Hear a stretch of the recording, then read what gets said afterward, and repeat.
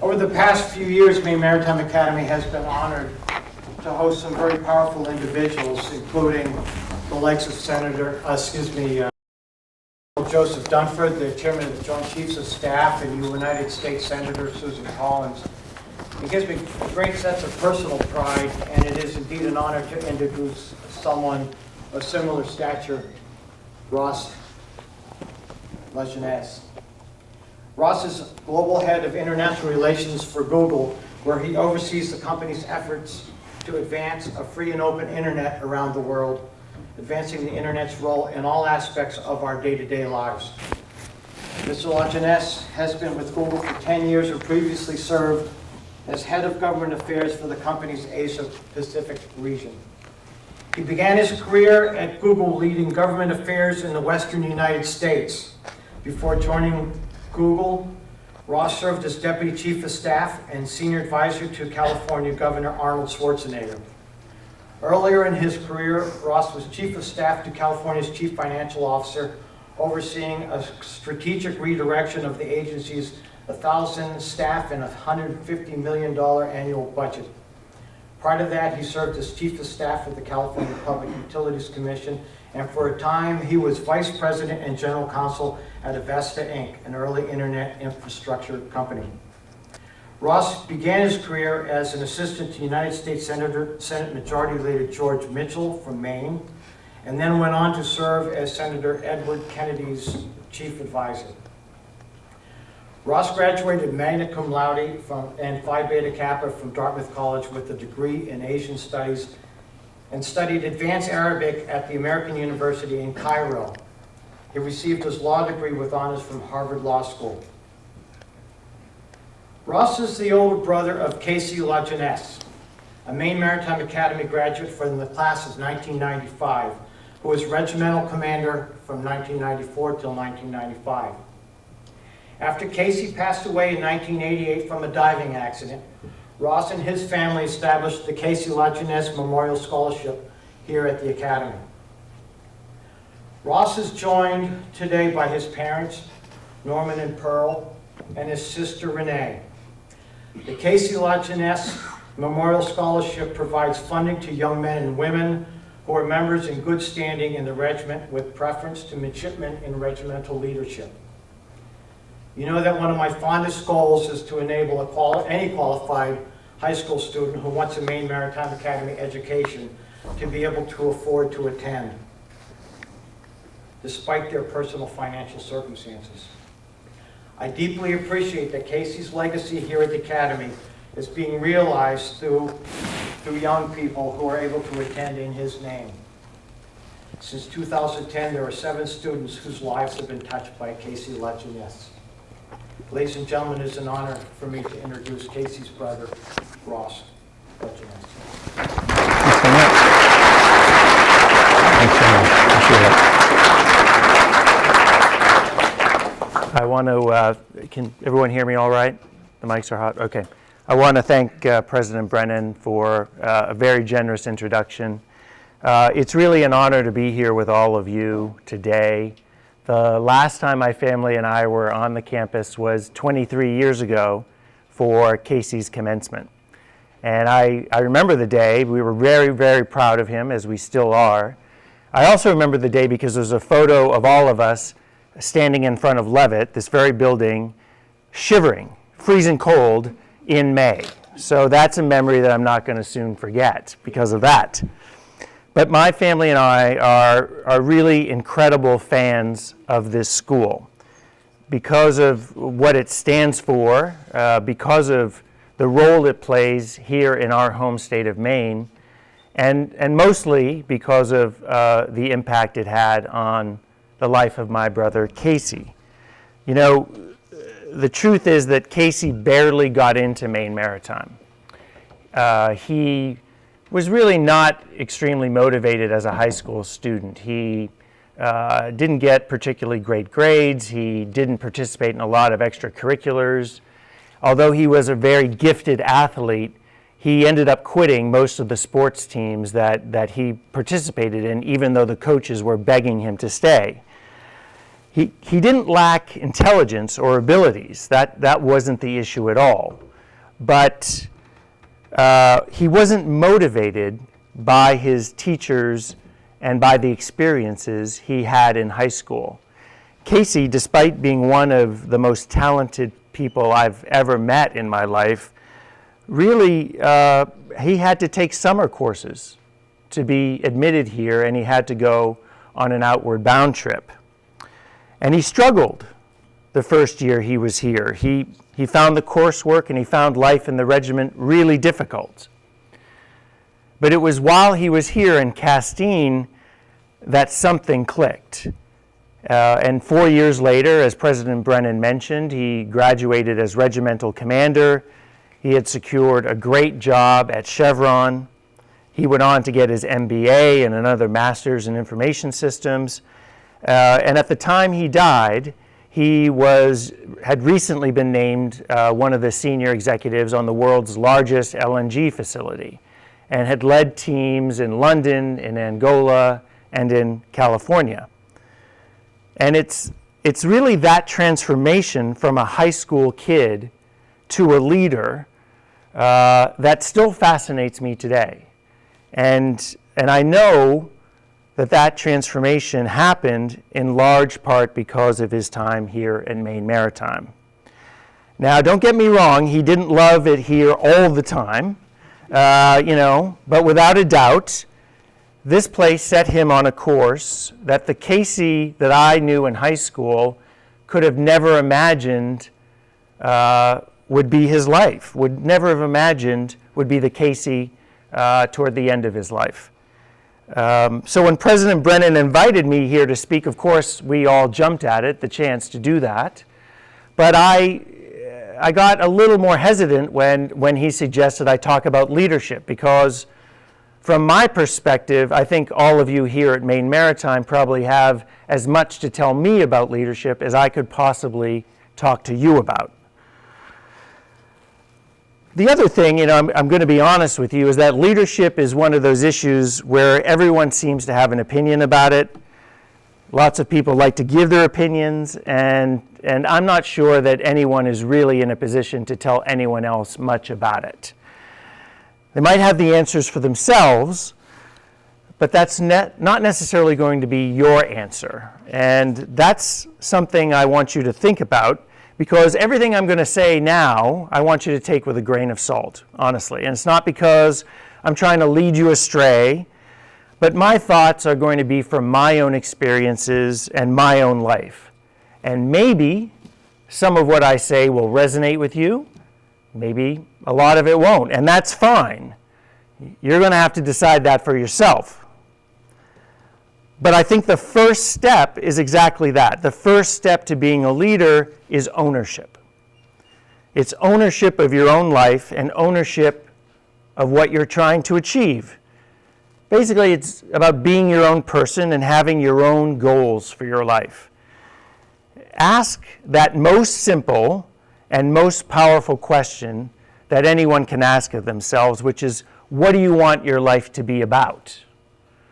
And now that's important, not just to have a happy life, but I think that when your values are aligned with how you're spending your life, not only are you happier, but it's much easier to excel and to be a leader. And I don't care what you want, whether it's financial success, if you want to go off and write great poetry, if you want to be the best parent you can be, if you want to have a positive impact on the world, or if you just want to be happy, knowing what you want out of your life helps you know why you're doing something, and it really helps you identify when you get off course. And I say that from experience, because when someone reads a bio, it sounds like this seamless record of, oh, and then he did this and she did that, and wow, it's all perfect. But there are plenty of times in my life when I was really off course. What immediately comes to mind is 2 years I spent as a corporate lawyer. And I was not happy, I was not doing what I wanted to be doing, and I was not very good at it because I didn't want to be doing it. So knowing what you're doing, why you're doing something, is a huge help.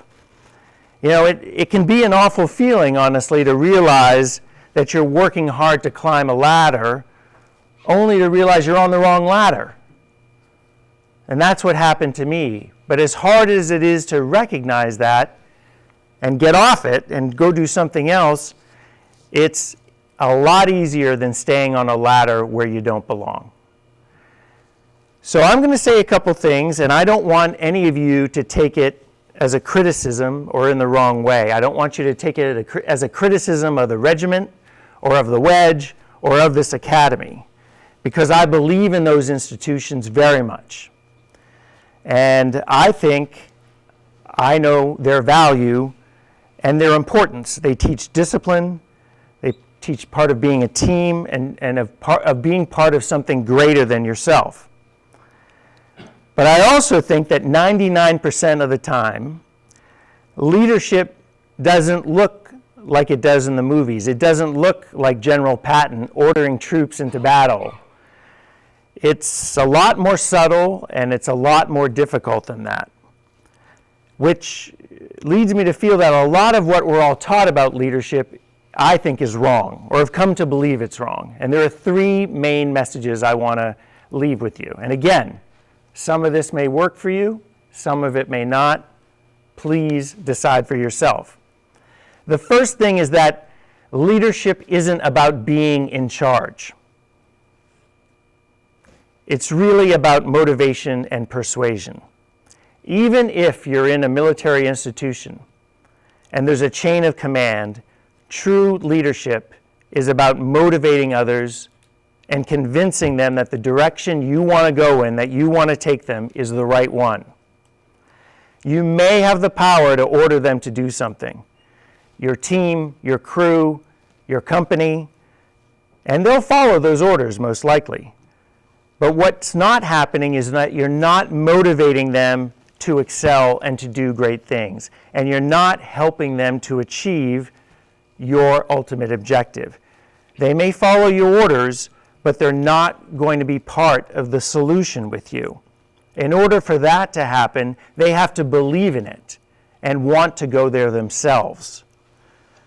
So just like you're driven by your own passions, whatever it is, whatever reason you have for being here, whatever reason it is that you're at Maine Maritime, you also have to recognize that everyone else in the world has their own goals and reasons for doing things. And really, I think leadership is finding the place where those two sets of interests align. Now, I learned this lesson the first time I managed a really large team. I led a small group of political appointees in the controller's office, and in turn, that small team managed 1,100 civil servants. And what motivated the political appointees was very different from what motivated those bureaucrats, the civil servants. Now, most of the appointees put their careers first. It was about power and prestige and having an impact. And we worked long hours, we worked nights and weekends. And for many of the civil servants, they wanted to do their jobs well, and they wanted to be treated with fairness and respect, but they wanted to work 9 to 5, and they wanted to go home to their families, and they wanted to have more balance in their life. And there was no right and wrong for either group, but they are different. And recognizing that they're different is a key element to success for leading everyone. And that, honestly, is something I didn't realize when I was doing the job. I'm not speaking to you as someone who had this great epiphany while I was there. I'm speaking to you as someone who, leaving office, regretted that I hadn't done a better job of motivating everyone. I really, when I left, was very frustrated by my inability to move the entire organization in the direction I wanted it to go in. The second lesson, I think, is one that I wish more people would focus on, which is that true leaders are kind. Being a leader does not mean being rough, being rude, or being abusive. It's actually the opposite. So don't be afraid to be kind. When I was in the governor's office, the senior staff would yell and scream at each other and their subordinates on a regular basis. That was pretty much how everyone showed that they were tough and that they had power. I think the thinking or the dynamics were, if I can scream at you and be a bully with you, and I can do it with impunity, then that means I'm powerful and you know it. Not surprisingly, it was a miserable experience, right? And I'm convinced that we were less effective at our jobs and less effective for the governor and less effective on behalf of the people of California, which is really why we were all there. And I remember a few instances very vividly when I acted that way too. One day I remember calling the Secretary of Education into my office, and I screamed at him so badly this man was shaking when he left. And he told his deputy that he had never before been spoken to in his life like that. I was a complete and utter asshole, to put it bluntly. Now, how many of you think that I was exhibiting leadership in that moment? Of course not. While it made me feel powerful at the time, it actually made me very small. And it revealed my own insecurities and my own inability and frustration with not getting this man and his team to go in the direction I wanted them to go in. And it was all counterproductive. The secretary had made a series of mistakes leading up to that, and each time he made a mistake, I had an increasingly tougher conversation with him. So I kind of stupidly, in retrospect, think that, I wasn't being tough enough on this man. And so on that one day, I decided I was really going to let him have it. So after that meeting, there wasn't much change at all in his performance, not surprisingly. I certainly hadn't motivated him to do a better job, and perhaps I actually motivated him to do the opposite. The point here, I think, is that, it's hard enough to do big, difficult things, and it's even harder when the team you have isn't motivated to be working with you, and it's impossible to do if you've motivated them to actually work against you. Now, sometimes people mess up, and I'm all for being blunt and direct, and someday, it's probably is some of your job, for some of you, your job already, it's going to be your job to ensure they understand when they've messed something up. But I think doing that in a way that involves you listening as well as speaking, so that you both actually learn something from it and are motivated to do better as a result, I just think that's the only way to get you and your team where you want to be going. And you can look at it from the other direction too. If you have a boss who's a jerk, has that ever made you want to help make that person successful? It's never worked that way for me. So I think about it from that perspective as well. Now, the third and final thing is probably going to be the strangest for some of you, but it's something I really believe in. And that I think that being vulnerable and asking for help shows strength and leadership. I tell my team at Google that asking for help is actually like a form of magic. 9 times out of 10, when you ask someone for help, they're going to help you. Even when they aren't required to do so, even if they don't particularly believe in where you're trying to go, even if they don't agree with your vision, even if they don't particularly like you, most people help. And I think it's about avoiding conflict, it's the awkwardness of saying no, but I also think it's how we're all hardwired as humans. We're kind of hardwired to help. Now, some people are just jerks and they're never going to help you, but most people aren't. And they'll either explain why they can't, or they'll find someone who can, or they'll actually roll up their sleeves and try and do what they can to help you. So my advice to you is put that to work for you. I ask my team for help each and every day at Google. We in turn ask our allies and friends and partners for help, and we get asked for help all the time. And I really see it as a recognition of someone's own limitations, because only a fool thinks that they can do it all by themselves. And I often think that if I had asked the Secretary of Education for help, if I had asked him for help in understanding why he was making these mistakes, ask him to help me understand how he felt he could contribute or what direction we should be moving in, maybe he would have been a little bit more motivated and the results would have been different. Maybe. But the truth is I never really gave him a chance. So now I want to bring it back to my brother Casey. I know the Academy opened his eyes to a world of options that he wasn't sure existed for him when he first came to Castine. A chance to see and experience the world. And I know that that really excited him and motivated him a great deal. But other than that, I really can't tell you what it was about this place that turned my brother into a leader. But my brother understood and lived the ideas that I've just shared with you long before I did. Take ownership of your own life and live in a way that reflects your own goals. The fact that you can give orders, but only by motivating others will you lead them.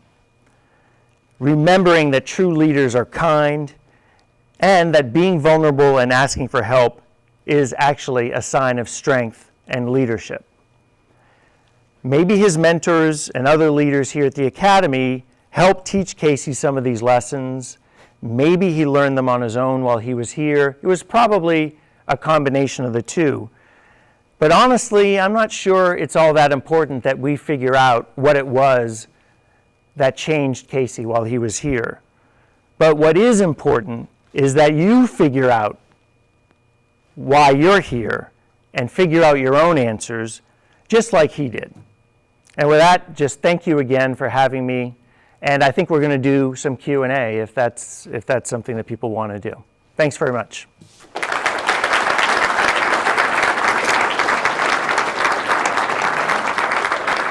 So remember that.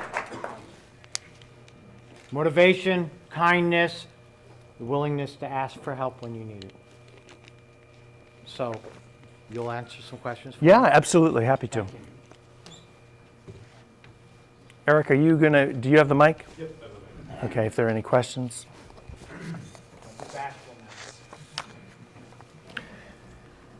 I captivated you with my brilliance. You're astounded. You're just sitting there thinking deep thoughts about how I'm going to be a leader. Is that it? No questions? Okay, great. Hi. I'll lead off. Provost?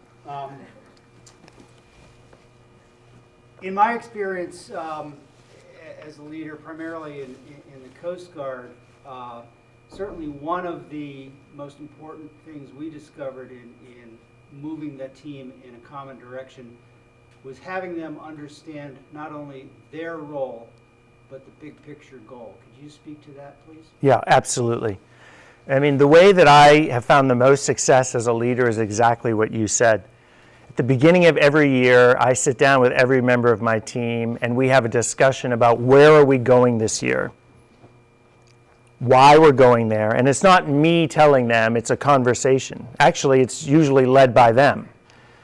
Where do you think we need to be going? Why? What are you hoping to achieve? And how are you going to get there? And then my particular form of management is then I'm around to remove barriers and help you get there. And that's it. I know other people, lead teams where they're directly involved day to day, hour to hour, sort of directing and figuring out on any given day what you're going to be doing. And I think that's a horrible way to live, quite frankly. It's not necessarily a horrible way to lead, but it doesn't work for me. So I think my approach is very similar to what you described. We mutually agree on where we're going, why we're going there, how you're going to get there, and then I'm around to help you out. And that's it. And it's actually, the only way to scale managing huge numbers of people, because you can't be on top of everyone all the time, every single hour of every day. You can maybe do that with one or two people. You're going to be miserable, and they're going to be miserable, and that's about all you can handle. Sure.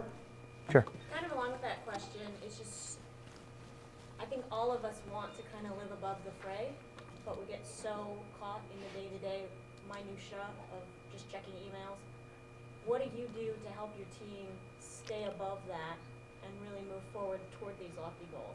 Yeah, that's a great question, especially, in a world with social media, with constant emails, texting, messaging.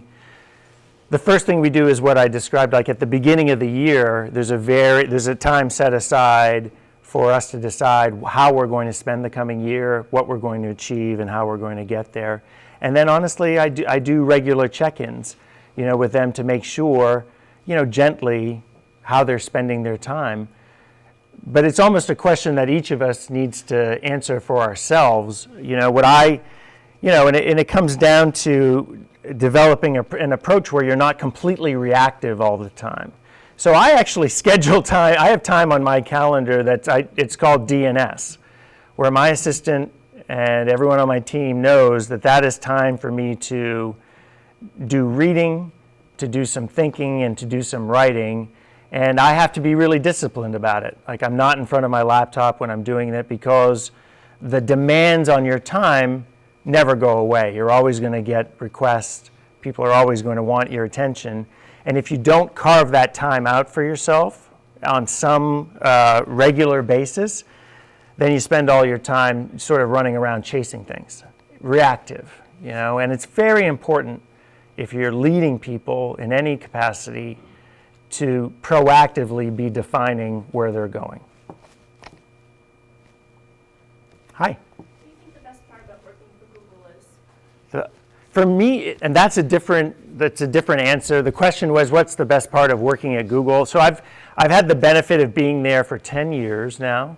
And so when I joined, there were about 6,000 employees. And we're now at 75,000 employees and 75,000 part-timers and contractors. So it's a completely different company than when I joined 10 years ago. So a lot has changed, but one thing that has stayed the same, and is something that's very important for me, is this idea of having impact. It's sort of why I went into government, this thought that I want my life to, and my work, to have some sort of meaning and have some sort of impact. It's a kind of a silly story, but I realized this when I was working for an agency, and I got an email from a hot air balloon operator of all businesses. I was at the Regulatory Commission in California that does all utilities and transportation, and I don't know how they got my email, but the email was to the effect, I'm a small business owner in Napa. I run a small hot air balloon company. We employ 5 people, and the insurance requirements in the state have gotten so bad that I am going out of business in 3 months. And is there anything you can do? And they had talked to the insurance commissioner, nothing, they hadn't even been able to get an answer. And I decided that day that I was gonna do something about it. I don't know what it was. Because my parents owned a small business, and I just thought, government is about helping people. So I decided I was going to save the hot air balloon industry in California. And I did. Honestly, I did. I spent about a week. I met with the insurance commissioner myself. I had my commissioner meet with the insurance commissioner. We roped in the governor's office. We met with all the hot air balloon operators in the state. And we gave them a waiver on the insurance requirements. It had been this automatic thing.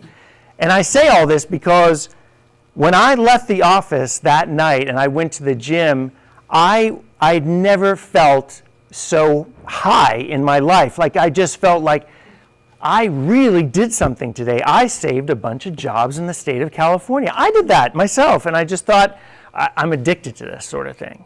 So that's why I ended up staying in government so long, which is a long way of saying I thought at the time, in order to have impact on people's lives, I was probably going to have to stay in government in some way, or end up teaching, which I've started doing, or being, at an institution like this. And at Google, what's happened is I feel like I've been able to have an impact while working as part of the private sector. So that's a very long answer, but I wanted to give you that backdrop. And that's still true today as it was 10 years ago. It's certainly harder when you have 150,000 colleagues and billions of users than it was 10 years ago, but it's still managed to be a place where you can do great things almost each and every day if you're willing to really work hard at it. Sure. Yeah, hi. It looks like you got to be a leader pretty early in your professional career. So what kind of things did you do while you were in your education process that you think helped set you up for that, gave you some of the skills that you needed to do that? And just a secondary thing, as far as Casey went, do you think he had some similar experiences early on that, because he went into leadership pretty quickly too, after he got in? Yeah. That's a great question. I think I was always, if I'm being perfectly honest, I think I was, you were talking about wanting to rise against, above the fray and sort of have impact. I think for me, there was a sense of wanting to have impact, but if I'm being totally honest, I grew up in a rural town in Maine, and there was this element of, I want to go out and I want to do something. I don't necessarily want to, I want to see what there is out there, and I want to explore it, and I want to see what I can do and be a part of it all. And I think, I was in student government when I was very young, and, sort of a precocious kid, but I think it all related back to that, honestly, for me, be a part of the mix, have an impact, do something, anything, right? So that's always been, I guess, a common theme. I think for Casey, the themes were the same. It's just that it took him maybe a couple more years than it did for me to find what it was. And as I said, it just didn't happen for him in high school. Not because he didn't have the great talent and ability. He was just an amazing man, but it just wasn't clicking for him. And it didn't click until he got here. And I think I've seen people for whom it clicks at all various stages in life. I've really seen people fairly late in their life finally find something that matches their passions with what they're doing. I think that's really where it happens. I described those 2 years at a law firm. It really put me in a tailspin because I had worked my tail off in high school to get into a great college.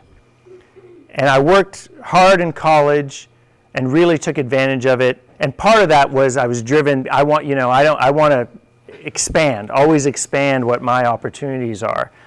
And I worked on the Hill for some, truly great men. I don't think there's a greater leader in public service than George Mitchell and Senator Kennedy. Two completely different styles, by the way. Polar opposites of each other, but had that in common. So I did that, got into a good law school, worked hard in law school, and the first job out of law school was that corporate law firm. And I sat in my office that first day, and I thought, this is where I've been working to be. This is where I wanted to be. I had a nice window with a bay view, it treats you really well. I was like, all right. It took me about 2 months to realize I hate this. This is not how I want to be spending my life. And I struggled with that, And then finally, it took a while, but I finally said, I'm not doing this anymore. And for those 2 years, I was not very successful. I really wasn't. I did the minimum to get out of it. I did the minimum not to get in trouble, not to let down my team and my colleagues, but I got out of there as quickly as I could, and I didn't do anything extra because I hated it. I wasn't motivated by it. And it was going back into government that second time in California government and dealing with the hot air balloons, honestly, lucky for me personally, that happened my first month, and then that was it. You know, I kind of felt like I knew what was important to me. Hey. I'm sure you've heard the expression leading by example. Yeah. Do you lead by example? And if so, what are some of the examples that you try and put forward? Yeah, I try to. As you heard from my story in the governor's office, I didn't lead by example during that time in my career. But I try very hard now because I think modeling good behavior and showing people how to be a good leader is actually a tremendous service you're doing for them. And the way I try and model good behavior, you know, incorporates some of the things I said today. Asking for help, not being a jerk, trying to understand where the areas of alignment are in terms of what we need to accomplish, what your interests are, what mine are. And honestly, just really being a part of my team's process. You know, for me, that's how I've sort of wanted to be treated, I think, throughout my career, and I've tried very hard to keep those lessons in mind as I've become a manager and a leader of people myself. You know, I just want to go back to Senators Kennedy and Mitchell, since we talked about leaders. I think the students in the room are too young to really remember them, but I spent about 1.5 years with Senator Mitchell and 1.5 years with Senator Kennedy, and I was lucky to work very closely with each of them. And Senator Mitchell, the only reason I got that job, quite frankly, is he hired kids from Maine. He just insisted on it. And I was part of a small team of 5 people who worked with him every day in his leadership office. That man was so even-keeled and even-tempered that there were times he was on the phone with me and I had to struggle to hear him. He just spoke in this very low voice. And he was a man who really led by example in terms of the things that I just described. I think some of what, to the extent I have learned to be a leader, I learned from watching him. In that he would never sort of browbeat other members of the Senate into doing what he wanted or what he felt was right. He took the time to listen to them and figure out where their interests were and figure out a way to move forward based on that. So he just modeled civility, kindness, and being even-tempered. I never heard him raise his voice in the entire time I worked with him, despite doing really critical things like healthcare legislation and dealing with the first years of President Clinton's administration. Senator Kennedy led by example in a different way. He was fiery and an orator and passionate, completely the opposite. My first day working with Senator Kennedy, he screamed at me. And having come from Senator Mitchell's office, it was sort of a rude awakening. But he modeled behavior in that he really gave everything that he had to his role as a senator. I mean, I don't care what time of night it was, if we needed someone to go to the floor to speak to an issue, even with his seniority, even with his name and the years that he had been in public service, never hesitated. He would drive back in from Virginia, from his home in Virginia, and he would go to the floor at all hours of the night.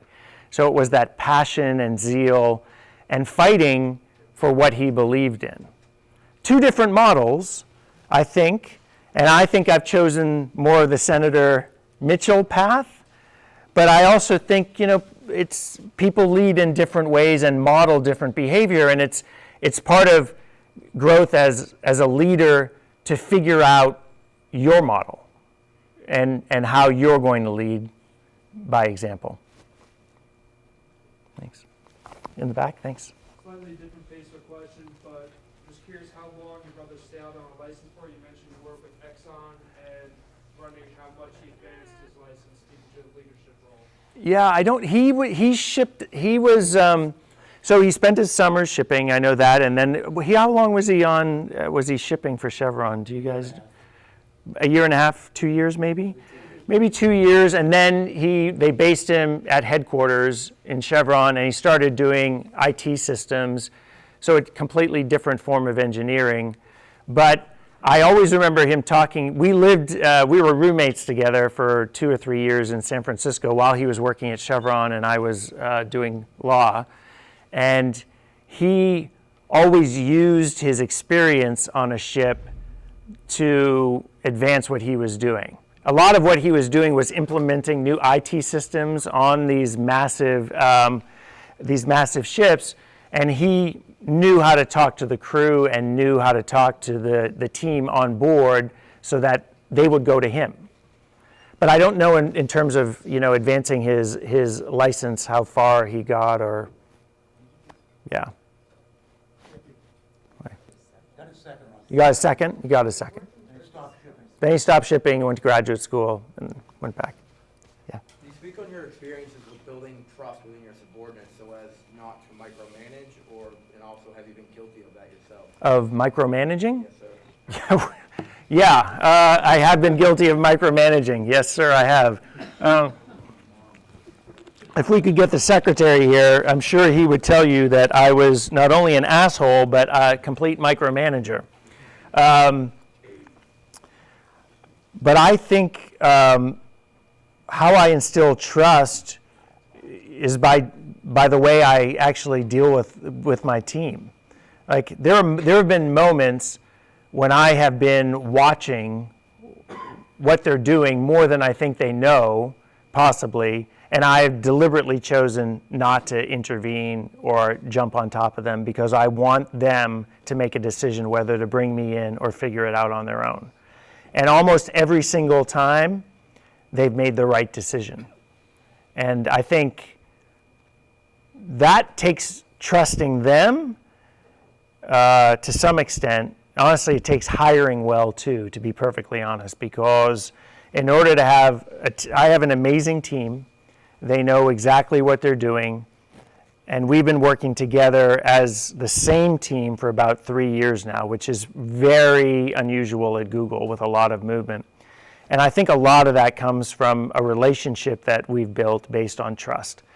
They know that I'm not going to jump on top of them the minute something goes sideways. I'm going to give them time to figure it out, and then I'm there if they need me. And I feel like they know that I'm going to give them that space. So trust is a two-way thing. They have to trust me, and I have to trust them. And to state, something that's very obvious, trust is something you earn, right? It doesn't start off that way immediately. But if you do a good job, if you treat your subordinate or your superior with that sort of respect and that sort of trust, then you usually get that back, has been my experience. Not always. Not always, like I said. There are times when you're going to have to let someone know that they messed up. That's your responsibility too. But that can be, what I think I've learned is that can be done in a way where it's actually appreciated.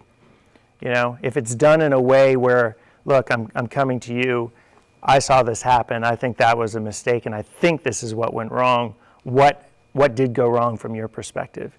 It's resulted in a complete change in how I interact with my team. Yep, sorry. You've spoken a lot about leading people places. Have you ever had a situation where you've had a place to go with your team, and then Alphabet has just said, Yeah, oh yeah, it happens all the time. Yeah, happens all the time.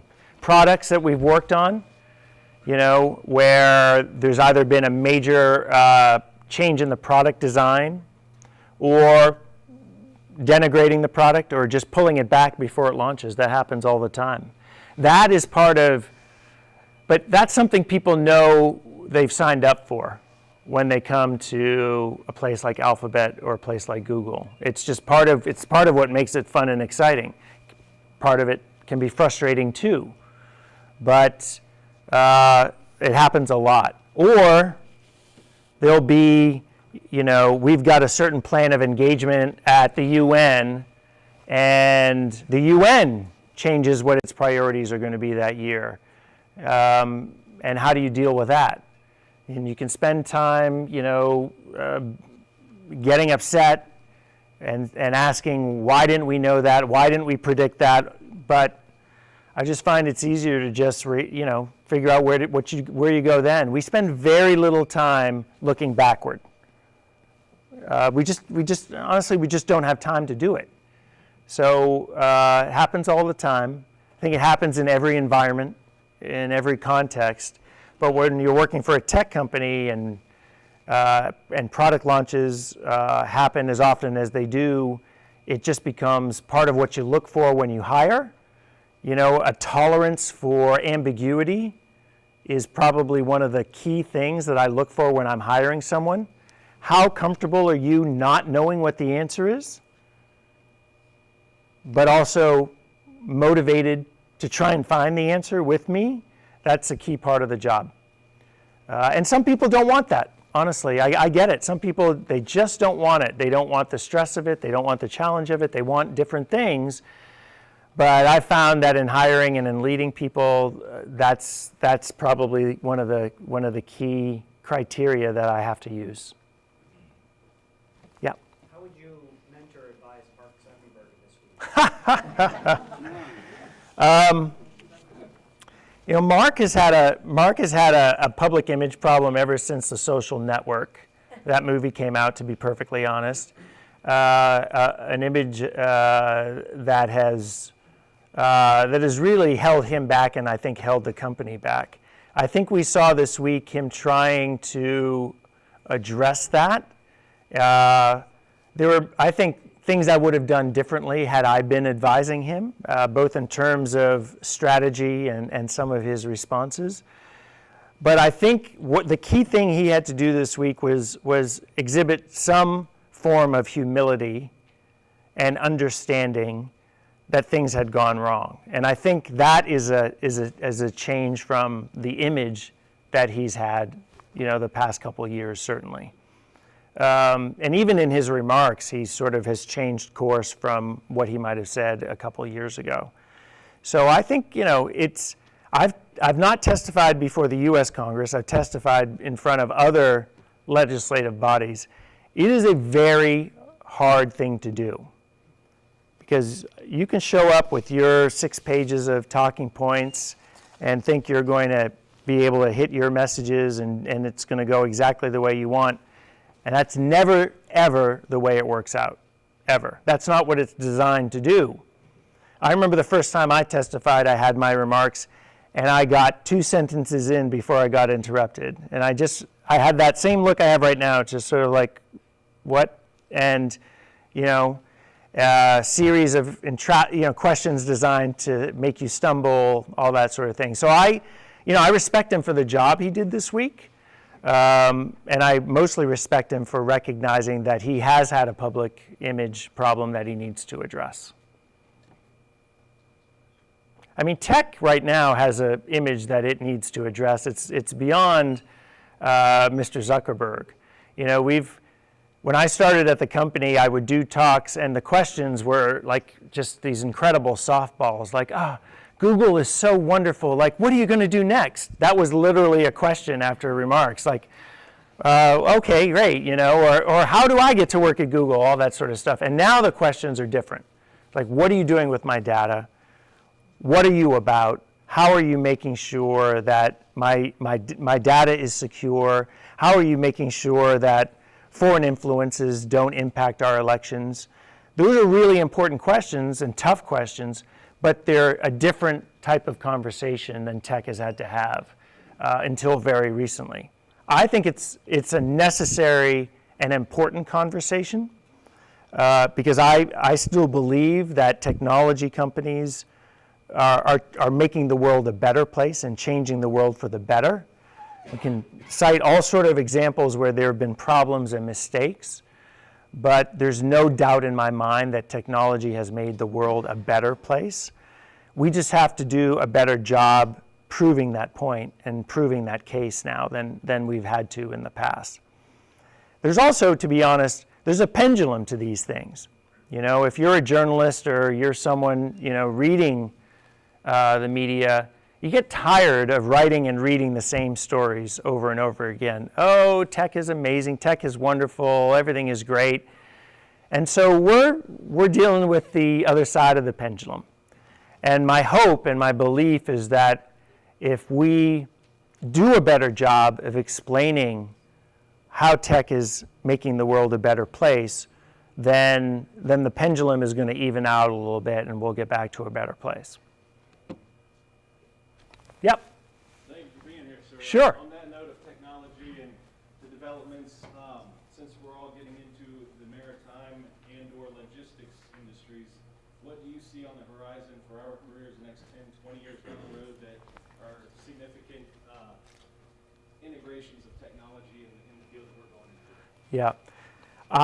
Thanks for that question. I think you guys already know this, but to the extent that technology is driving any industry now, it's going to be multiples of that in the near future. The big development is artificial intelligence and machine learning.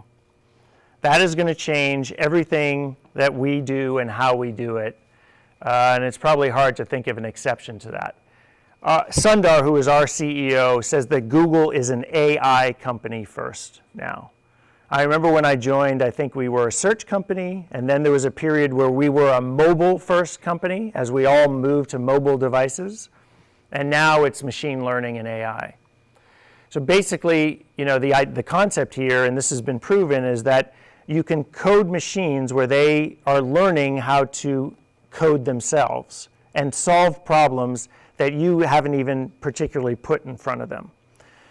Now, there's some issues with this. You have to think about ethics and the extent to which there are checks on those systems, but it's really going to be revolutionized. You know, it's going to be revolutionary in terms of how we do business and how we live our lives. The most recent example, it's considered the most complicated and difficult game in the world. It's a Chinese game called Go. And it's like a chessboard, but they're multi-dimensional, and the pieces are all the same. They're just two different colors.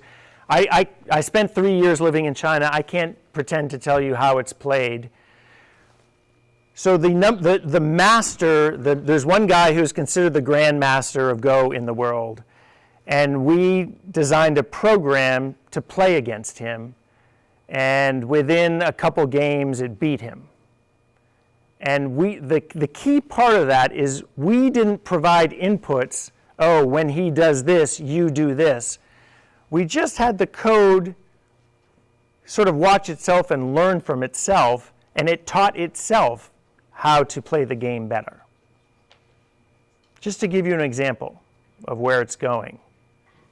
So what we're really focused on is, as I said, the ethics of machines that are teaching themselves and learning on their own, and how do you ensure that there are, as I said, checks on a system like that and a machine like that, where we're still in control, where we can turn it off and make sure that as it's making decisions and about where it's going, we're still providing, if you want, the leadership over where that machine is going and where that code is going. I mean, you think about the world 10 years ago, right? And how completely different it is from that. I mean, I remember, you guys don't, I remember the world before the internet, right?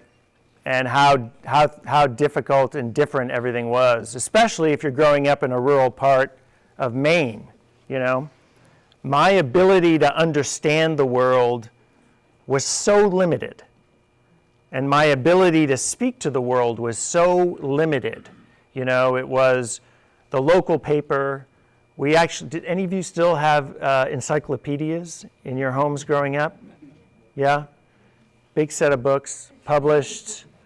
You know, my parents bought my set when I was born in 1969. So I'm doing schoolwork in 1987, and I'm going to an encyclopedia from 1969 for my information. You know, if I wanted to do a report, the example I use, I want to do a report on Japan, go through, and you know, there'd be like 3 pages on Japan, black and white, like a stereotypical picture of a woman in a kimono and a guy, a samurai warrior, and that was it. And if you were precocious, you could go to the library and sort of dig up a bunch of materials and all that sort of stuff. And when I think about my sister's kids today, when they want to know about Japan, they go online. They can get access to all the museums in Tokyo directly and view their collections online in 3D in real time. They can translate any materials that are in Japanese to English within a matter of seconds. So they can go to a local newspaper and translate it and find out what's going on. They can do almost anything. And so I think about that same sort of impact and effect moving forward. I don't know exactly what it looks like, but it's going to be incredibly exciting. And as I said earlier, I believe it's going to be pretty fantastic and great for all of us.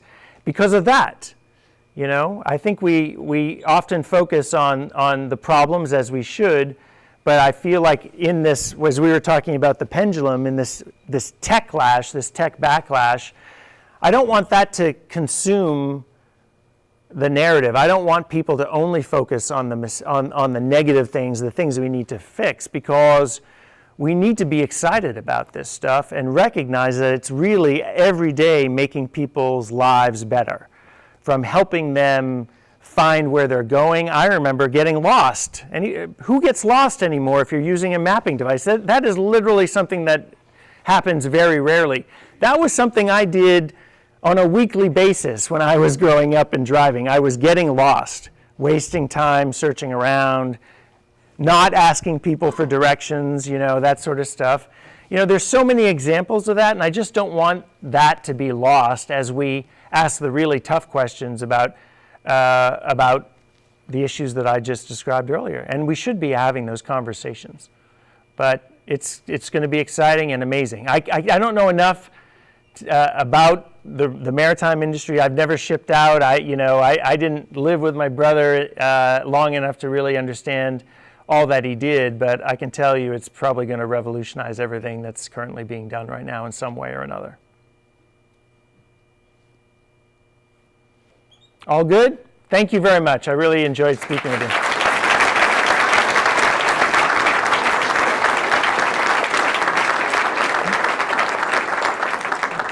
The most salient thing I can say is that the Maine Maritime Academy family is the Maine Maritime Academy family because of people like Ross and his family.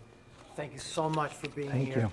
Thank you all for all you've done for Maine Maritime Academy. Thank you all for sharing this time with us, and have a good evening. Thanks very much. Thank you. Of course, thank you.